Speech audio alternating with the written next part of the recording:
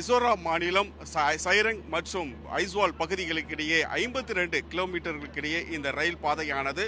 புதிதாக இந்தியாவிலேயே முதல் முறையாக அமைக்கப்பட்டிருக்கிறது. மிசோரம் மாநிலத்தில் இருக்கக்கூடிய மக்களுக்கு ரயில் போக்குவரத்து மிகவும் ஒரு வரப்பிரசாதமாக இருந்த நிலையில் இந்த பகுதியில் கடந்த பல ஆண்டுகளாகவே ரயில் சேவை என்பது இல்லாத நிலை ஒன்று இருந்து வந்தது. இதையடுத்து இந்த பகுதியில் கடந்த 10 ஆண்டுகளுக்கு முன்னதாக ரயில் சேவை அமைக்கும் பணியானது தொடங்கப்பட்டு தொடர்ந்து சைரங் மற்றும் ஐஸ்வால் பகுதிகளுக்கு இடையே இந்த 52 கிலோமீட்டர் இடையில் இந்த புதிய ரயில் பாதையானது மிகவும் சவாலுக்கு இடையே அமைக்கப்பட்டு அடுத்த மாதம் நடைமுறைக்கு வரும் என எதிர்பார்க்கக்கூடிய நிலையில்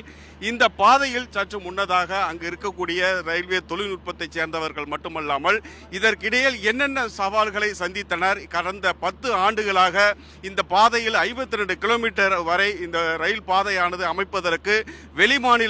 மாநிலங்களிலிருந்து ஊழியர்கள் வரவழைக்கப்பட்டது மட்டுமல்லாமல் 2800 மெட்ரிக் டன் அளவிற்கு அந்த இரும்புகள் மற்றும் தூண் அந்த பள்ளத்தாக்கில் இருந்து 114 மீட்டர் உயரம் வரை